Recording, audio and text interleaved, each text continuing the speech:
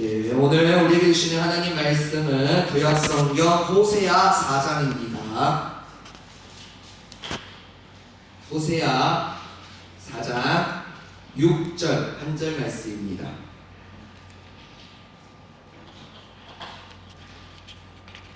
호세아 4장 6절 한 절 말씀, 우리 말씀 한 목소리로 크게 읽겠습니다. 시작! 내 백성이 지식이 없으므로 망하는도다. 내가 지식을 버렸으니 나도 너를 버려 내 제사장이 되지 못하게 할 것이요, 내가 내 하나님의 율법을 나도 내 자녀들을 잊어버리리라. 아멘. 자, 오늘 제목 이쯤 되면은 이제 큰 목소리로 하겠죠. 네, 한번 읽겠습니다. 시작! 네, 이게 교육의 효과입니다, 부장님. 근데 마음에 안 들어. 다시 시작! 한 번 더 시작!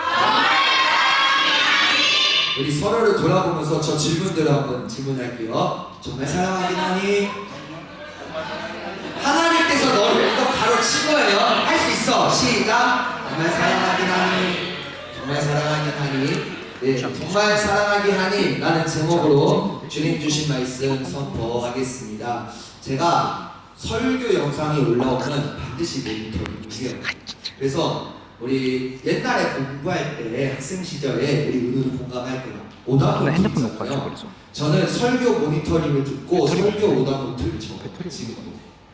아, 내가 이때 너 왜 이렇게 말했지? 아, 이거 반대로 말하는 건데 막 열심히 적거든요. 배터리 충분히 된다는 말에 제가 의심하고 설교 시작할게요. 그리고 제가 보니까 여기까지 넓히셨더라고요. 그럼 왔다 갔다 좀 하겠습니다. 네. 괜찮죠? 네, 왔다 갔다 하면서 오늘 말씀 선포하겠습니다. 그 전에 내일 제목도 희한하죠? 이제 돌아올래? 이 제목을 제가 지었을까요? 진짜 내가 지었을 것 같아? 아이 뭐 들어도 돼. 왜 그래? 은혜야, 내가 지었을 것 같아? 수림아, 내가 지었을 것 같아?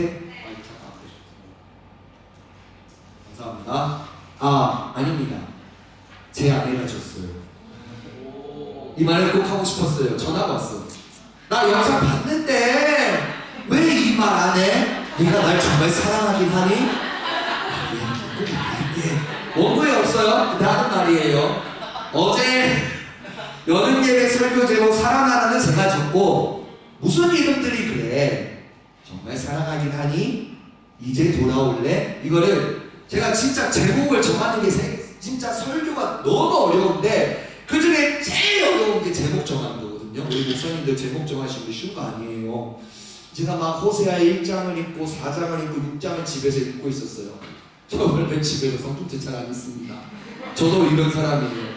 근데 그래도 수련회 앞두고 임원들한테 설교 제목 전달해야 되는데 고민을 막 하다가 갑자기 이래가 잤나봐요. 저희 아내가 와가지고 뭐해? 아, 1장 뭘 고민해? 아, 제목이 너무 어려워. 야, 그러라고 내가 읽은 거 아니야. 아, 너 굉장히 교만하다. 왜? 나 바울 아니야? 아, 그래? 뭐 알았어. 그러더니 1시간을 달라고 1장을 막 읽는 거야. 저 태어나서 저희 아이가 성경책 읽기 처음 봤어요. 막 읽다가 제목을 말해주는 거예요. 야, 이거 1장 읽으니까 무슨 이름들이 그래? 난 그런 느낌 드는데 좋다. 그걸로 가자. 그래서 제가 우리 임원들은 아시겠지만 이미티 톡방에 하나하나씩 올렸을 거예요. 갑자기 확 안 올리고 하나하나씩 올렸을 거예요. 그래서 너무 마음에 드는 거예요. 야, 내가 치킨 시켜줄 테니까 4장도 읽어봐. 치킨? 야, 치즈님 좋지. 오케이, 4장 읽어볼게. 야, 성경책 줘봐 하면서 4장을 읽는 거예요. 또 1시간 좀 읽어. 치킨이 왔어. 야, 치킨 왔어. 조용히 해. 성경책인데 누가 날려고.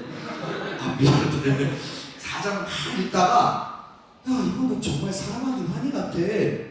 오, 좋아. 그래. 야, 기분 탓이다. 야, 내일 피자 먹자. 피자? 오케이. 뭘 원해? 6장. 오, 6장. 내 일해가 깼어. 가야 되잖아. 엄마한테. 아유, 성경책 재밌대요. 이래 웃는데 가지 않는 거야. 제가 일을 보고 있고 우리 아내 육장 열심히 입고 있고 그러더니 이제 돌아올래? 아 좋다 좋다 해서 제가 일미티 톡톡이 딱 올리고 그 이후로 제목을 절대 바꾸지 않았어요. 그 제목입니다. 언급했습니다. 언급했어요. 네, 정말 사랑하긴 하니 라는 제목으로 우리 주님 주신 말씀 선포하겠습니다. 사막을 지나가던 한 경비행기가 폭풍을 만나 추락하게 되었습니다. 근데 이 경비행기 안에는 사업가의 아들이 타고 있었어요. 그 사람은 죽었을까요? 살았을까요? 살았을 것 같아? 제발 살았으면 좋겠어? 뭐가 죽어야 뭔가 좀 자극이 있지 않을까? 네, 이렇게 설교하는 사람 처음 보죠? 수련회 때만입니다. 그런데 어느 날 이제 수색대가 열심히 시신을 찾아야 될 거 아니에요.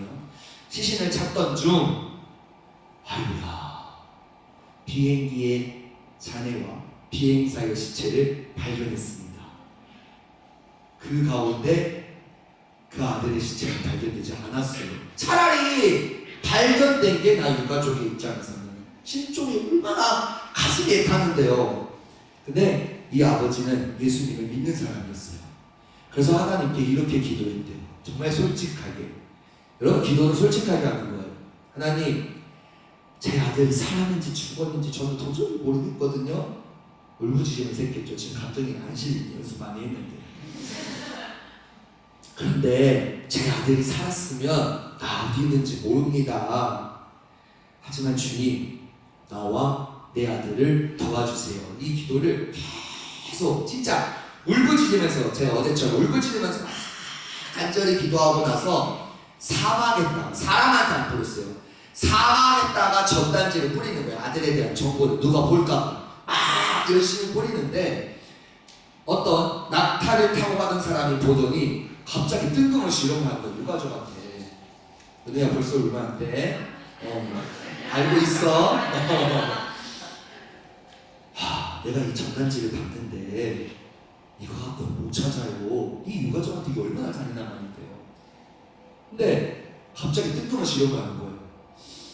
사막에 고립되어 있는 당신의 아들을 생각해보면 가정과 부모로부터 격리되어 있으니까 너무나 외로울 것 같아요.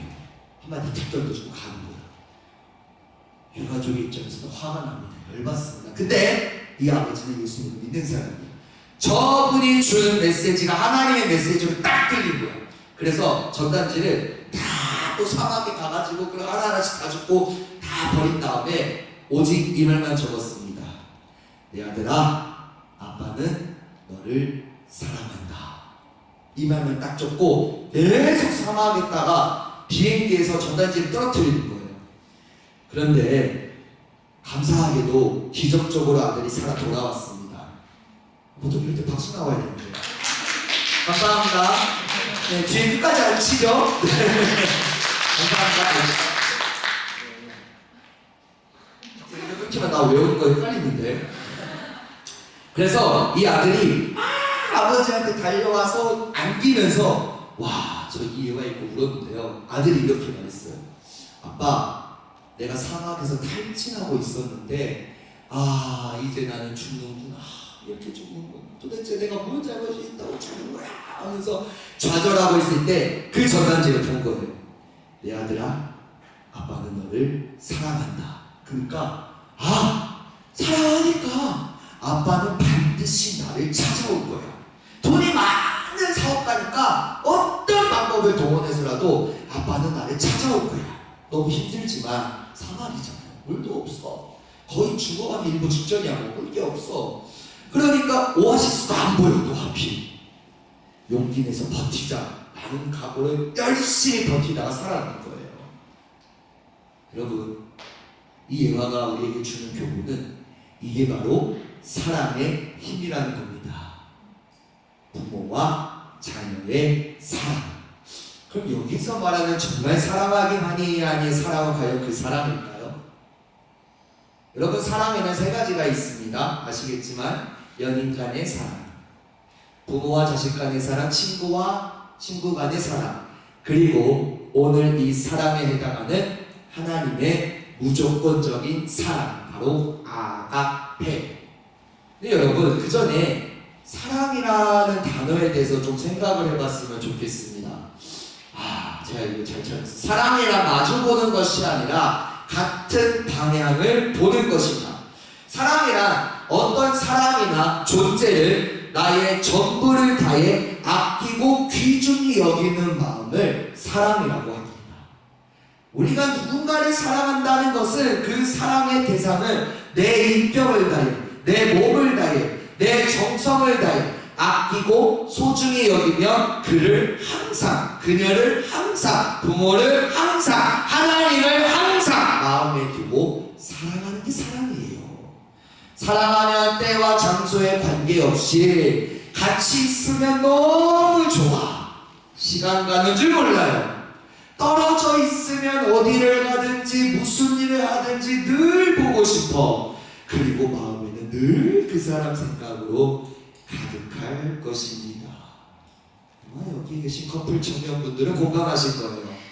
그리고 내가 부모의 사랑을 정말 이만큼 받은 사람들은 공감하실 거예요. 근데 여러분 그만큼 하나님 사랑하세요. 자, 아까 말 다시 해볼게요. 사랑하면 때와 장소와 시간에 관계없이 같이 있으면 너무 좋아. 시간 가는 줄도 모르고 떨어져 있으면 어디를 가든지 무슨 일을 하든지 늘 보고 싶고 안타깝고 그립고 마음에는 하나님 생각으로 가득 차 있으십니까? 하나님께서는요, 저와 여러분을 때와 장소와 시간에 관계없이 항상 지켜보십니다. 같이 있으면 너무 좋아하세요. 지금 이 시간이 너무 좋대요. 시간 가는 줄도 모르고 여러분 사랑하십니다. 떨어져 있으면 여러분이 어디를 가든지 무슨 일을 하든지 우리 하나님 늘 보고 싶어요. 안타까워 죄를 지을 때 교회 안 나와 그리워해. 마음에는 늘 여러분 생각으로 가득 차 있는데 여러분은 그만큼 하나님을 사랑하십니까? 자, 우리가 호세아 이야기를 지금 살펴보고 있는데요. 여러분, 우리가 하나님, 예수님을 사랑한다는 것은 그리스도인의 사랑은 그 마음에 예수님으로, 하나님으로 가득한 충분한 사랑입니다. 예수님께서 내 인생의 전부가 되시기에 온 마음을 다해 주님을 사랑합니다. 근데 그 사랑은요, 절대로 억지로 되지 않아요. 자연스러운 거잖아요. 부모의 사랑처럼 말이죠. 근데 이 부모의 사랑도 무조건적인 사랑은 아니잖아요. 아들아, 너 내가 원하는 대학에 가라. 너 내가 원하는 직장에 가라. 안 가요! 아빠가 너 여러분 죄송합니다. 이런 분이 부모님이에요. 아니, 저도 이래를 키우다 보니까 살짝 공감을 해요. 근데 우리 이래가 밥과 집에는 사람이 완전 달라요. 궁금하신 분들은 언제든지 집으로 환영합니다.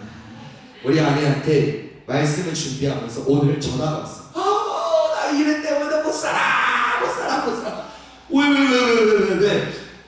얘가 말이요. 요새 뭘 이렇게 잡는 걸 좋아해가지고 잡으면 안 될 걸 잡은 거예요. 칼은 아니야. 리모컨. 우리 집은 절대 TV를 안 보여준다, 이리한테. 제가 지금 영화 못 본 지 꽤 오래됐어요. 마음 아픕니다. 근데 리모컨을 잡더니 이게 뭐야, 나 신기하면서 누르니까 TV가 딱 켜지고 놀래가지고 우리 아내가 바로 껐어요. 그러더니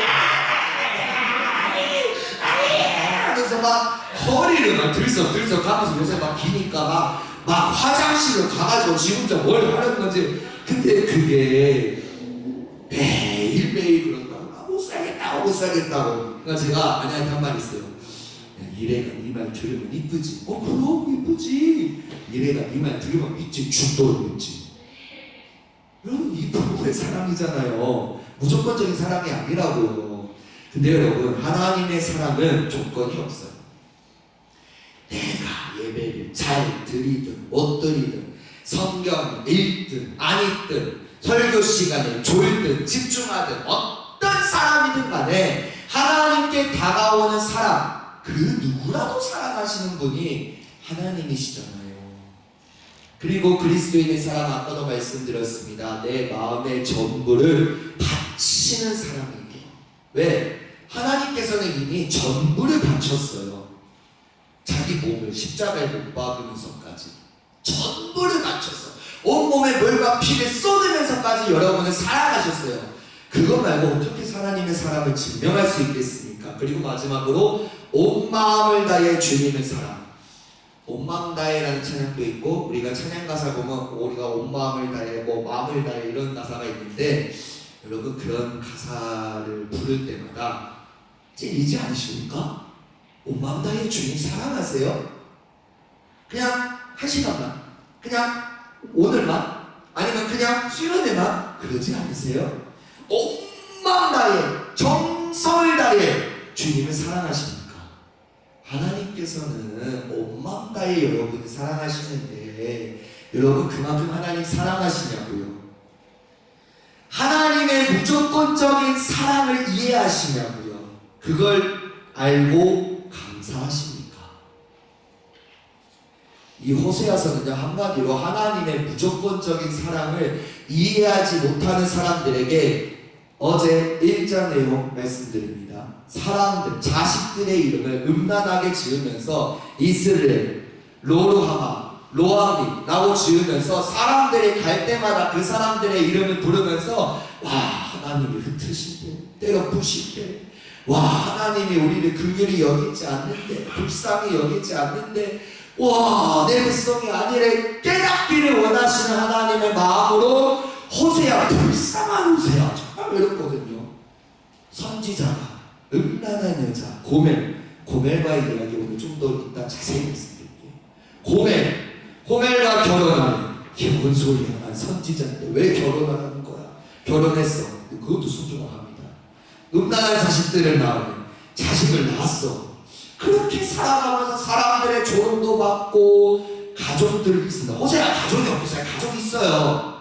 가족들의 조롱도 받고 그렇게 살아왔고, 하나님께서 이름들은 그렇게 지어졌는데 여러분 백성들은 끝까지 정신 못 차려요. 한번 호세아 2장을 한번 보실래요?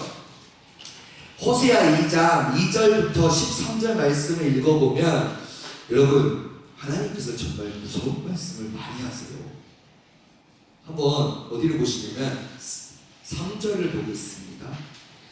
내가 그를 걸고 벗겨서 그런 날과 그 나던 날과 같게 할 것이요, 그로 광야같이 되게 하며 마른 땅같이 되게 하여 목말라 죽게 할 것이며, 죽인다고 말 그대로. 그 외에 등등등 쫙 보면 또 어딜 보시냐면 6절, 그러므로 내가 가시로 그 길을 막으며 담을 쌓아 그로 그 길을 찾지 못하게 하리니, 어디를 갈 때마다 가시로 그 길을 막고 담을 쌓아서 하나님께로 가는 길을 찾지 못하게 한대요. 그 외에 등등등 쭉 보면 11절 말씀 한번 같이 읽겠습니다. 호세아 2장 11절 시작.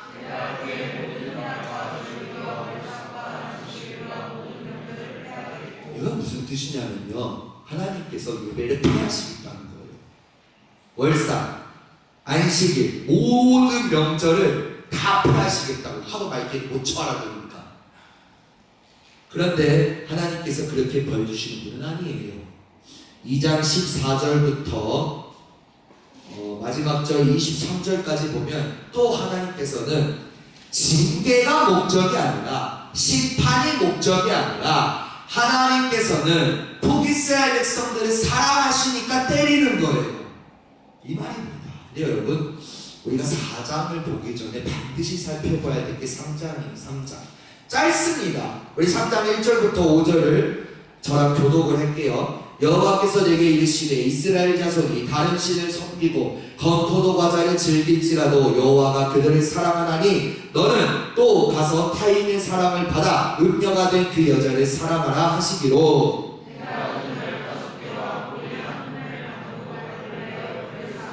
그에게 이르기를, 너는 많은 날 동안 나와 함께 지내고 음행하지 말며 다른 남자를 따르지 말라. 나도 내게 그리하리라 하였노라.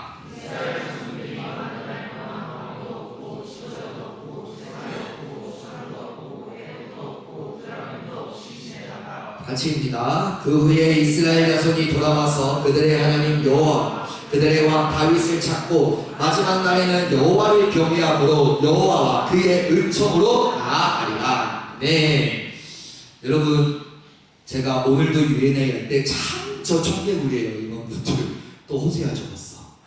나의 하나님을 소개합니다. 호세아의 하나님을 소개할게요. 저 진짜 적어왔어요. 호세아의 하나님은 고멜과 결혼하라고 하신 하나님이죠. 그쵸?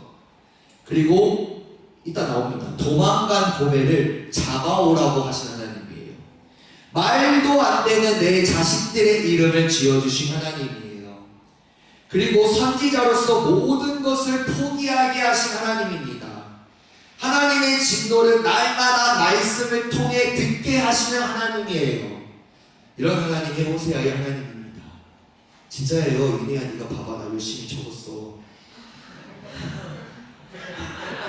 진짜로 진짜.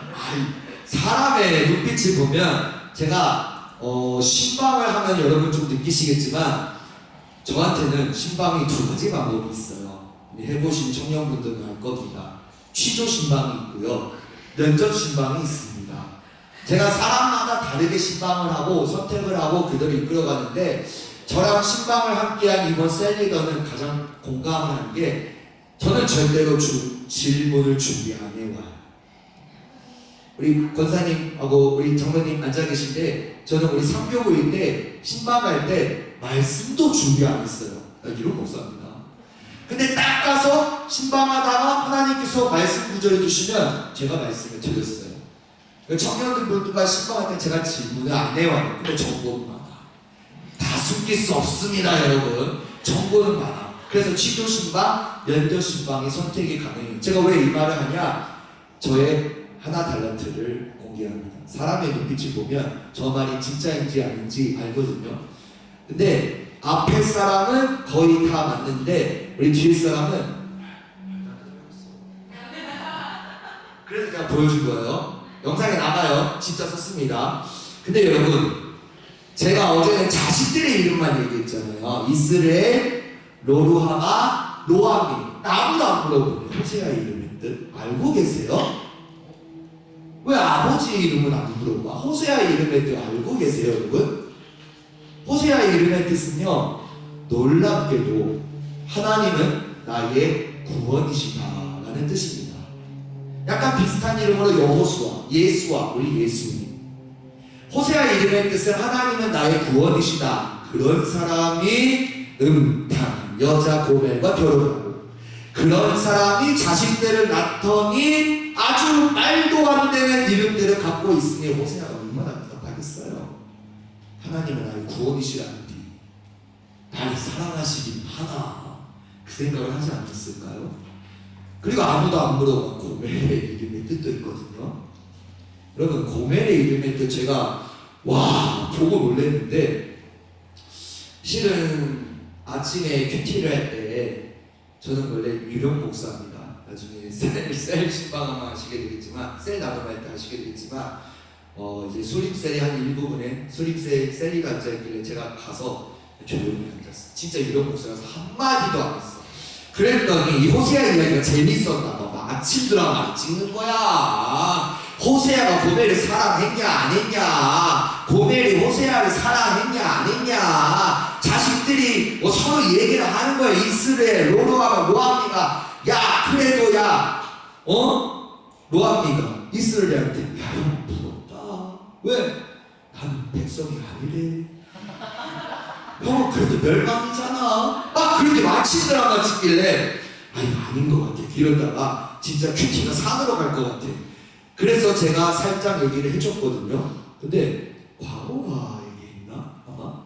광호 어디 있니? 광호가 얘기했는데 그 말이 맞아. 자, 무슨 뜻이냐면 고멜의 뜻이 기가 막힙니다. 완전한 여자. 응, 완전한 여자라는 뜻이에요. 호세아가 고멜을 사랑했을까? 얼굴도 완전히 이뻐, 몸매도 엄청 이뻐, 성격도 좋아. 그러니까 호세아가 고멜을 사랑했다고 추측할 수는 있거든요. 고멜이 왜 남자들한테 인기가 많겠습니까? 못생기면 인기 없어. 아무리 성격 좋아도 솔직히. 미안해 은우야, 너무 설교에 감정이입하지마. 괜찮아. 하나님께서 너 이쁘대. 고멜이 완전한 여자니까 자꾸 막 사람들과 몸을 섞고 그러는 거예요. 이 고멜의 이름의 뜻을 보고 깜짝 놀랐거든요. 여러분, 이 3장의 내용을 제가 한마디로 요약을 하면 1절에 하나님께서 말씀하십니다. 야, 차라리 너희 이스라엘 백성들이, 자, 대놓고 써 있어요. 다른 신을 섬기고 우상을 섬기고 건포도 과자, 이걸 아무도 질문을 안 하네. 그러고 보니까 수리마 안 궁금했어? 건포도 과자? 이 건포도 과자는요, 우상 숭배할 때마다 어떤 신들이든지 간에 반드시 먹는 제물이었어요. 근데 그것을 즐길지라도, 그 뒤에 말이 중요합니다. 여호와가 그들을 사랑하니. 우리 하나님 이런 분이 세고. 그런데 너가 누구겠어요? 호세아입니다. 호세아, 너는 또 가서 타인의 사랑을 받아 음녀가 된 그 여자 누구겠습니까? 고멜이에요. 사랑하라 라고 말씀하셨어요. 우리가 1장과 2장만 봤을 때 호세아가 진짜 고멜을 사랑했을까? 고멜이 진짜로 호세아를 사랑했을까? 하나님께서 호세아 보고 설마 사랑하라고 하셨겠어? 그럼 잔인한 분인데, 예, 사랑하라고 하셨습니다. 호세아 보고. 말도 안 되는 상황이죠. 근데 더 말도 안 되는 상황은 2절에 보면, 이게 한마디로 말하면 호세아가 고멜과 결혼을 하고, 첫째 누구죠? 이스라엘을 낳았어요. 이스라엘을 낳자마자 젖을 떼고 고멜이 또 도망을 가요. 나는 호세아, 네가 싫어. 다른 남자가 좋아. 그런데 하나님께서 말씀하시는 거예요. 야, 고멜을 데리고 오라. 내가 그냥 데리고 오냐고요. 성매매 없을 여자를 돈 주고 사와야지. 그 당시 30세겔로 사람을 살 수 있는데 호세아도 열이 받았나봐요. 내고 해줘. 내고 반값 15세겔 그밖에 안 돼. 15세겔 사서 또 데리고 와서, 야, 우리 좀 잘해보자. 이스라엘 잘 좀 키워보자. 그래 하고 또 알콩달콩 했으니까 둘째가 태어났겠죠. 네, 로루하마가 태어났어요. 로루하마를 접대 후에 고멜이 또 도망가는 거야. 나는 네가 싫어. 너는 진짜 말씀만 전하고 나는 사모되기 싫어. 막 도망가요. 도망갔는데 하나님께서 또 그러실 거야. 야, 고멜 데리고 와라. 도대체 나한테 왜 이러시는데요? 또 가서 내고 또 15세기를 데리고 와. 야, 좀 잘해보자 제발. 알콩달콩 했겠죠. 그러니까 셋째가 태어났겠죠. 셋째 이름이 로암미. 근데 로암미를 낳고 또 고멜은 또 세상이 좋아. 난 사모가 싫어. 또 도망을 가. 하나님께서 또 데리고 오래. 또 그래서 아우 정말 저 그 고멜의 그 있죠, 그 성매매업소 주인, 그 주인의 입장 이해가 되는 거예요. 도대체 저 양반 얼마나 이 여자를 사랑하길래 세 번이나 데리고 오래. 아우 돈 잘 버는데. 그런 생각 안 했을 것 같아. 또 15세계를 사가지고 또 데리고 와서 하는데 호세아가 너무 열이 받은 거예요. 3절을 다시 한번 읽을게요. 시작.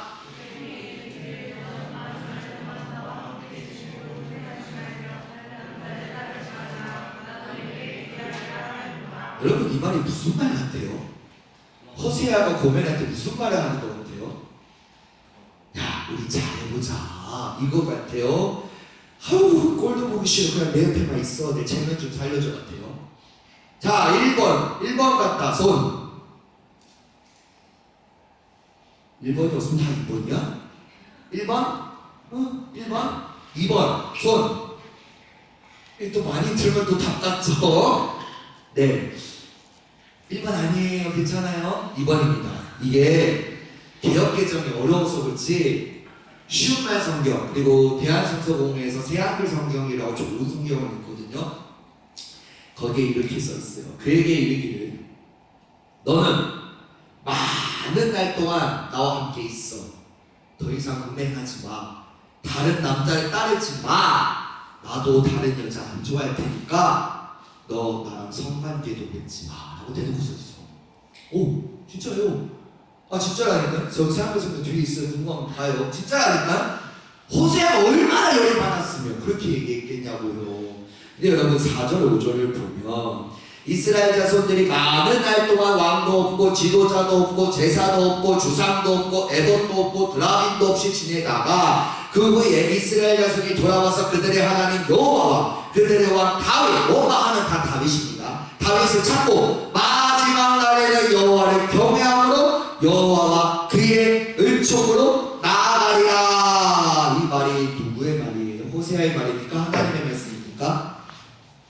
모르면 1절을 봐요.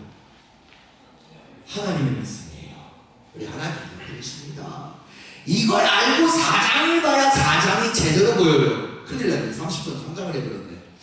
자, 4장 들어갑니다. 하나님을 우리가 인격적으로 만나지 못하면 4장과 같이 살아갑니다.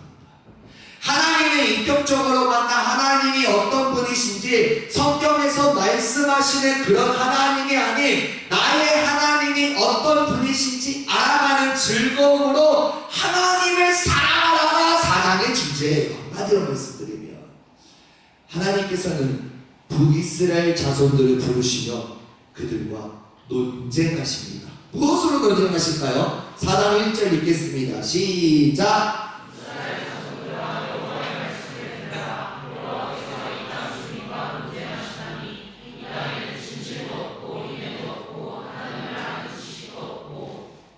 여호와의 말씀을 들으라. 여호와께서 이 땅 주민과 논쟁하시나니 이 땅에는 진실도 없고 인애도 없고 하나님을 아는 지식도 없고. 하나님께서 볼 때 이 땅에는 진실도 없어, 인애도 없어, 하나님을 사랑하는 마음도 없어, 하나님을 아는 지식도 없어. 자, 2절 3절 갑니다. 시작!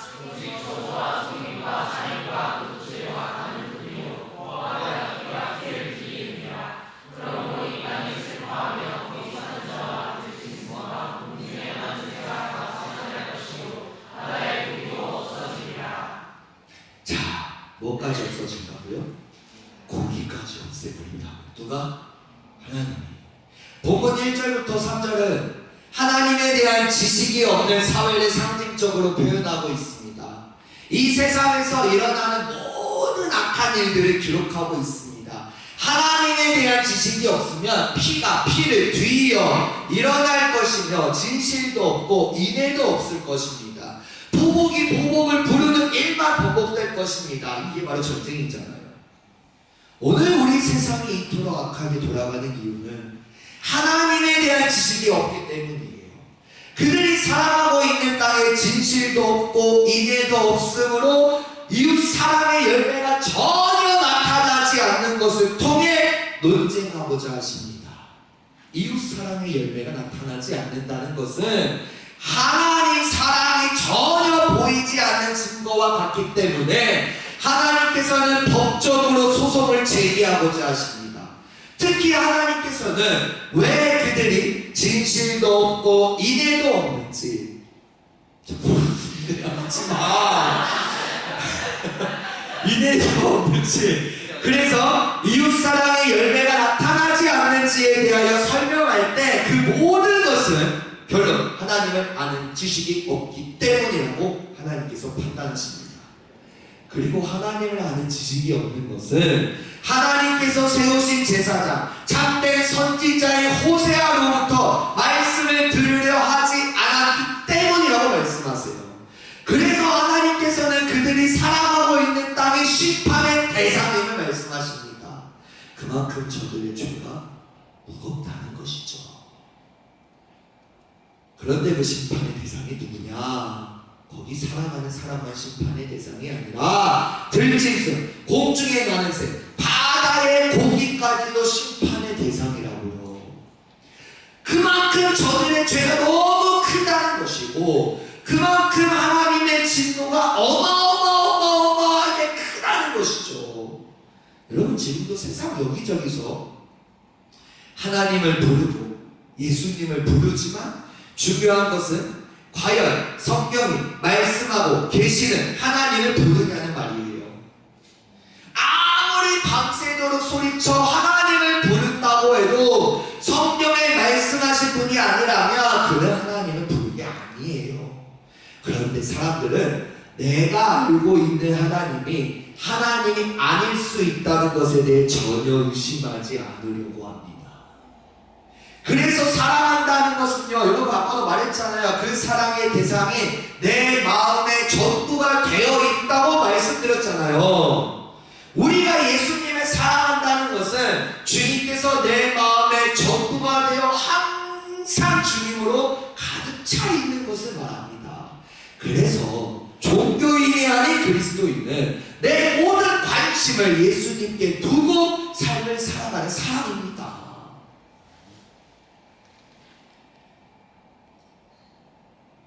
이러한 인간의 완고함이 결국 망하는 길로 이끌어갑니다. 예전에도 아마 제가 청년부 설교 때 말씀드린 적이 있어요.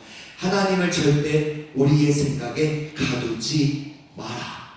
나에게 하나님은 여러한 분이라고 생각하면서 하나님을 믿으면 그렇게 안 해주실 때 나에게 하나님은 사랑이 많으신 분이야. 나를 미워하지 않으셔. 여러분, 죄를 지으면 하나님께서 책망하시고 때리십니다. 왜 내가 힘들까요? 사탄이 괴롭혀서 뭐 그것도 있죠. 내가 하도 하나님 말씀 안 들으니까 어떤 상황을 통해 너 나 좀 봐라 이렇게 말씀하시는 건데, 하나님의 사랑에 하나님이 아니네. 에이씨, 나 하나님 안 믿어. 교회 나갈 거야. 하나님 안 계셔 라고 떠날 때가 많다는 거죠. 여러분, 어려운 말을 하나 준비했습니다. 더닝 크루거 효과. 혹시 아시는 분 계세요? 더닝 크루거 효과? 아, 다행입니다. 아는 거 있으면 내가 틀릴까봐. 더닝 크루거 효과는 능력이 없는 사람이 잘못된 결정을 내려 부정적인 결과가 나타나도 스스로의 오류를 알지 못하는 현상을 뜻합니다. 이론이 있어요. 능력이 없는 사람은 자신의 실력을 실제보다 높게 평가합니다. 반면 능력이 있는 사람은 오히려 자신의 실력을 과소평가합니다. 능력이 없는 사람은 타인의 능력을 알아보지 못하며 자신의 능력 부족으로 발생한 결과 또한 알지 못합니다.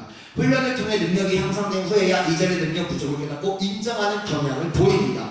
여러분, 이걸 신앙에 도입을 하면요, 더닝 크루거 효과랑, 여러분, 그리스도인을 제가 깊이 생각을 해보았는데 기가 막힌 결론이 나왔습니다. 모르면 용감하다라는 말이 있죠. 어린아이들은 경험이 부족하기 때문에 공포심이나 두려움이 그렇게 많지 않아요. 피해야 할 것, 무서울 것에 대한 두려움이 별로 없습니다. 그러니까 어린아이들과 함께 있는 어른들은 좀 더 각별한 주의와 보살핌이 필요하잖아요. 즉, 아는 만큼 보인다는 거죠. 어떤 곳을 여행하려고 하면 여행지에 대한 정보를 많이 알고 역사적 가치와 사실을 깊이 있게 공부한다면 그 여행을 훨씬 더 깊어지고 풍성할 것입니다. 이 두 가지의 신앙생활을 적용하면요, 하나님을 향한 신앙 여정에서 우리가 내가 믿는 하나님, 내가 생각하는 하나님이 아니라 성경에서 말씀하시는 진짜 하나님에 대해 모르면 죄에 대해 용감해져요. 왜? 무조건 용서해 주신다고. 아니에요, 여러분. 회개해야 용서해 주시지. 죄를 고백해야 용서해 주시지. 아주 옛날 영화인데 유명합니다. 미련. 모르는 친구들 많을 거예요. 우리 뒤에 계신 우리 부장님, 장모님, 권사님은 공감하실 거예요. 전도연 배우가 어느 날 살인마를 만나요. 내 아들을 죽인 사람. 근데 살인마가 나는 예수님을 믿는 사람이에요. 주님께 회개했거든요. 찾아오지 마세요. 근데 전도연 배우가 그 말했어요. 내가 용서 안 했는데. 여러분, 이게 기독교의 아주 심각한 오류를 보여주는 거예요. 무슨 말씀이냐? 하나님께서 어떤 분이신지, 하나님께서 어떤 죄를 미워하시는지 알지 못하면 내 마음대로 신앙생활하고 내 마음대로 행동한다는 거예요. 그러나 하나님을 알면 알아갈수록 우리는 하나님과 함께하는 신앙 여정에서 더 많은 것을 누리고 풍성한 인생을 살아갈 수 있습니다. 하나님께서 무엇을 기뻐하시는지 알면 하나님께서 기뻐하시는 일을 힘써 행할 것입니다. 힘쓰다, 내일 또 얘기할 거예요. 반대로 하나님께서 미워하시는 것을 알면 그것을 하지 않을 거고 피나는 노력을 하면서 최선을 다해 노력할 것입니다. 이게 여러분 신앙생활이에요. 이렇게 우리는 하나님의 사랑을 받게 될 것이고 우리 삶의 여정은 하나님께서 주시는 은혜로 풍성할 것입니다. 그러나 하나님을 아는 지식이 없으면 어떻게 될까요? 오늘 본문 6절 말씀 먼저 읽을게요. 6절 시작!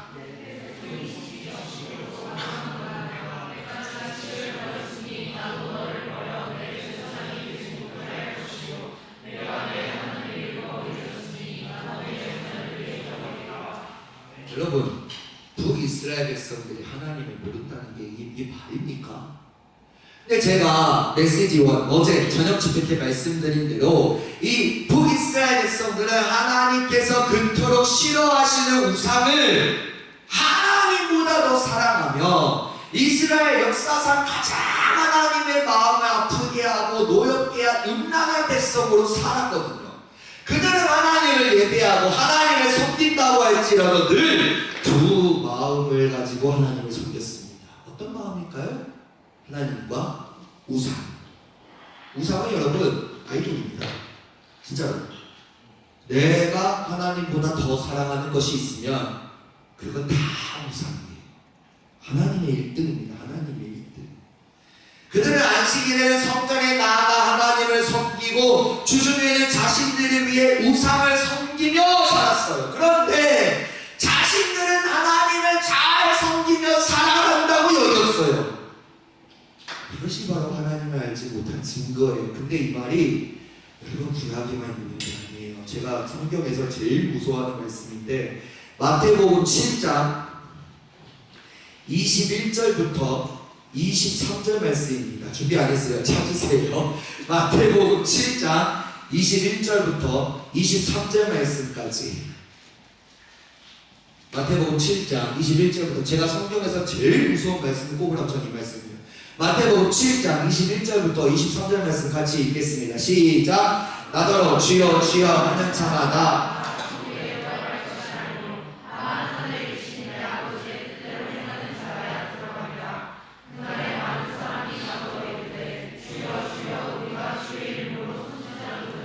주의 이름으로 귀신을 쫓아내며 주의 이름으로 많은 권능을 행하지 아니하나이까 하리니 그때 내가 그들에게 밝히 말하되 내가 너희를 도무지 알지 못하니 불법을 행하는 자들아 내게서 떠나가라 하니라. 이게 누구 말씀이에요? 예수님 말씀. 와, 하나님 말씀보다 무서워. 쉽게 말씀드리면 여러분 마지막 날은 반드시 있습니다. 최후의 심판은 반드시 있습니다. 지금 성경의 모든 것은 다 이루어졌는데 딱 하나가 안 이루어졌거든요. 예수님께서 다시 오신다. 반드시 이루어집니다. 근데 구원자로 오시는 게 아니라 심판주로 오십니다. 심판을 하는데 나더러 주여 주여 하는 자마다 다 천국에 들어갈 것이 아니에요. 이게 무슨 뜻이냐? 주여 주여 하는 자마다 천국에 들어간다는 게 아니라 하나님에 대해서 알지도 못하고 기도하고 하나님에 대해서 알지도 못하고 찬양하고 하나님에 대해서 알지도 못하고 예배하고 하나님에 대해서 알지도 못하고 전도하고 하나님에 대해서 알지도 못하고 큐티하고 하나님에 대해서 알지도 못하고 암송하고 하나님에 대해서 알지도 못하고 성경 통독하고 이런 사람이 천국에 들어가는 게 아니라 하늘에 계신 내 아버지의 뜻대로 행하는 자라야 들어가리라. 말씀 순종하는 자만 들어간다고요. 하나님 사랑해라. 왜요? 말씀이니까. 뭔 이유가 필요합니까? 근데 여러분 22절이 정말 무섭거든요. 그날에 많은 사람이 적은 사람 아니에요. 많은 사람이 나더러 이르되 주여 우리가 주님의 이름으로 선지자 노릇하며 열심히 복음을 전하며 주님의 이름으로 귀신을 쫓아내며 여러 기적들을 행하며 주님의 이름으로 많은 권능을 행하지 아니하나이까. 진짜 대단한 사람이에요. 귀신 쫓아내고 많은 권능 행하고 선지자하고. 근데 23절 다시 읽을게요. 시작.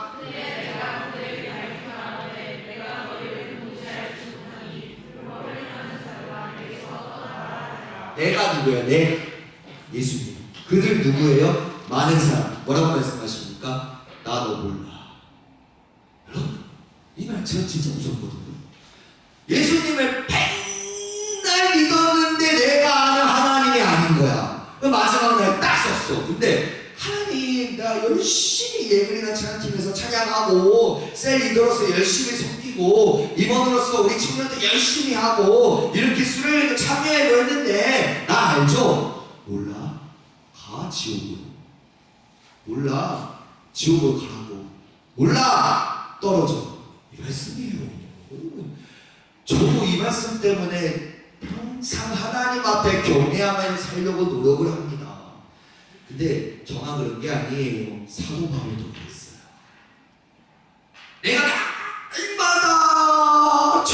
지을까봐 두렵고 떨림으로 내 몸을 복종하게 하면 내가 걸림이 될까. 이런 말씀들이 바울 서신에 얼마나 많은데요. 근데 이 말씀은 여러분에게도 주시는 말씀이에요. 하나님을 열심히 믿었다고 했는데 예수님께서 모른대. 이것보다 무서운 말씀이 어디 있습니까? 돌로 쳐 죽여라보다 더 무섭다니까. 싹들이 없앤다보다 더 무섭다니까. 나 너에게 그 길을 베풀지 않게 너 되겠어 마냐보다 더 무섭다고. 마지막 날에 하나님 앞에 섰는데 하나님 저 왔어요. 나 너 모른다고. 얼마나 무섭습니까 여러분. 그러니까 우리가 하나님에 대해서 제대로 알아야 돼요. 큐티를 통해서도 알아야 되고, 성경 통독을 통해서도 알아야 되고, 암송을 통해서도 알아야 되고, 특히 예배를 통해서 말씀을 들으면서 알아야 돼요. 그래야 하나님을 제대로 알고, 그래야 하나님 앞에 섰을 때 고생했다 내 아들아, 고생했다 내 딸아라고 안아주시지 않겠습니까? 자, 다시 호세아로 돌아갑니다. 여러분, 하나님을 사랑하십니까? 여러분은 하나님을 얼마나 사랑하십니까? 여러분, 우리가 제대로 신앙생활하려면 하나님과 여러분 사이에 미쳐야 돼요. 아까 승현이가 멘트 기가 막히게 했는데 예수님께 미쳐야 돼요. 하나님께 완전히 미치면 하나님의 모든 것이 다 좋아 보입니다. 하나님의 말씀, 하나님과 교제하며 기도하는 것도 모든 것이 다 기분이 좋고 신납니다. 하나님을 사랑하는 자는 설교를 통해 주님 이야기하며 귀가 솔깃하고 믿음으로 충성하고 헌신하는 것이 힘든데 즐겁다고요. 하나님을 사랑한다면 아무리 바쁘고 힘들더라도 하나님과 함께하려고 합니다. 회사 월차를 내면서까지, 알바를 빼면서까지, 시간을 쪼개서라도 이 수련회에 와서, 내일 주일날 와서 이 말씀을 듣고 하나님과 함께하려고 합니다. 근데 여러분, 이걸로 될 것 같습니까? 그걸로 한참 부족해요. 하나님과 사랑에 빠지면, 예수님이 완전히 미치면 예수님이 나의 인생의 전부가 되어야 합니다. 하나님을 잃어버리면 모든 것이 있는 것과 똑같기 때문이에요. 이런 마음은 하나님께 미쳐야, 예수님께 미쳐야 느끼게 됩니다. 여러분, 하나님을 사랑한다는 것은 종교 생활하는 게 아니에요. 여러분, 사랑의 마음 없이, 하나님을 사랑하는 마음 없이 수련회 올 수 있습니다. 하나님을 사랑하는 마음 없이 주일 예배에 참석할 수 있습니다. 하나님을 사랑하는 마음 없이 헌금하고 의무를 다할 수도 있습니다. 여러분, 종교인들은 사랑으로 사랑하는 것이 아니고 종교적인 의무를 행함으로 내 의무를 다했다고 생각합니다. 의무적인 종교 생활은 사랑의 삶과는 전혀 다른 잘못된 삶이에요. 왜? 조건이 따르니까. 그런데 예수님께 미쳐버리지 않으면, 그 사랑의 삶을 이해하지 못하면, 힘들고 어려움이 찾아올 때 절박한 문제 때문에 내가 하나님께 간절히 기도했는데도 하나님께서 응답하시지 않고 내 어려움은 계속되다 보면 너무 원망 불평밖에 없다고요. 이 모든 것이 하나님의 뜻입니다라고 고백을 못한다고요. 그러면 하나님에 대한 신뢰와 헌신도 당연히 떨어집니다. 남은 것은 의무와 형식뿐이에요. 저 백성들과 마찬가지예요. 하나님께서는 저와 여러분을 위해 모든 것을 아낌없이 십자가에서 피 흘리기까지 주셨는데, 여러분, 뭘 드리시겠습니까? 찬송가 311장에 이런 가사가 있어요. 내 너를 위하여 몸버려 피 흘려 내 죄를 속하여 살 길을 주었다. 널 위해 몸을 주건만 너 무엇 주느냐. 아버지 보좌와 그 영광 떠나서 밤같은 세상에 만 백성 구하려 내 몸을 희생했건만 너 무엇하느냐. 죄중에 빠져서 영 죽을 인생을 구하려 주려고 내가 피를 흘렸다. 내 죄를 대속했건만 너 무엇하느냐. 한없는 용서와 참 사랑 가지고 세상에 내려와 값없이 주었다. 이것이 귀중하건만 너무 주느냐. 이것이 귀중하건만 너무 주느냐. 네가 날 정말 사랑하는 하니? 라는 질문에 여러분 뭐라고 대답하시겠습니까? 하나님께서는 우리가 이런 의무적인 종교생활, 신앙생활 하기를 원하지 않습니다. 그들은 더 이상 하나님을 알아가려고 하지 않기 때문이에요. 말씀 한 구절만 보고 마치겠습니다. 시간상 요한계시록 2장 4절부터 5절 읽겠습니다. 시작.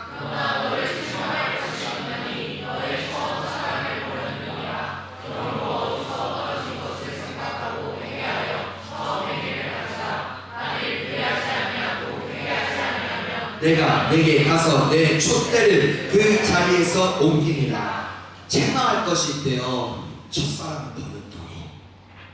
아까 우리가 막 찬양했죠. 예수 나의 첫사랑 대신에. 근데 그 첫사랑은 하나님이 버렸겠습니까? 아니에요. 이런 북이스라엘 백성들도 사랑하시는데 저와 여러분이 버린 거예요. 그러므로 어디서 떨어진 것을 생각하고 회개하여 처음 행위를 가지라. 하나님을 처음 만났을 때로 돌아가라. 만나지 못했다? 그럼 만나려고 노력해라. 그래야지 아니하면 촛대를 그 자리에서 옮기리라. 이 말은 버린다는 거예요. 여러분, 에스겔서 호세아서가 무섭습니까? 저는 요한계시록이 제일 무서워요. 아직 이루어지지 않은 요한계시록. 거기 얼마나 무서운 말씀들이 있는데요. 여러분, 하나님과 사랑의 관계를 회복하지 않으면 예수님을 닮아갈 수 없습니다. 예수님을 닮아가기 위해 점프할 수 없어요. 예수님을 주인으로 모시고 하나 되는 공동체가 될 수 없고 그리스도인일세 사명을 다하고 열정을 다해 주님께 나아갈 수 없다고요. 하나님을 더 알아갈 수도 없습니다. 하나님께서 우주 만물의 주인이시고 내 삶의 주인이심을 여러분 인정해야 돼요. 우리의 마음속 전부를 다 아시는 주님이심을 인정해야 합니다. 하나님과의 뜨거운 사랑의 상태를 이어나가기 위한 신앙생활을 해야 합니다. 청년들이여 주님 앞에서 자신을 점검하십시오. 영적 기본이 무너지지 않았는가? 하루를 기도와 말씀으로 시작하는가? 하나님의 말씀에 여러분의 일상을 주장하는가? 하루를 주님께 감사하며 마무리하는가? 모든 일을 기도로 시작하는가? 주님의 임재를 의식하며 살아가십니까? 너무나 당연한 말이지만 이걸 어떻게 할 수 있을까요? 말씀과 가까이 하며 기도 생활을 통해 이어나갈 수 있습니다. 날마다 기도하며 특별히 이 수련의 기간 동안 기도하며 하나님 만나야 돼요. 하나님을 만나야 합니다. 인격적인 하나님이 나를 사랑하시는 하나님이심을 체험해야 합니다. 하나님과 뜨거운 사랑의 관계를 이어가기 위해서는 첫사랑을 회복해야 돼요.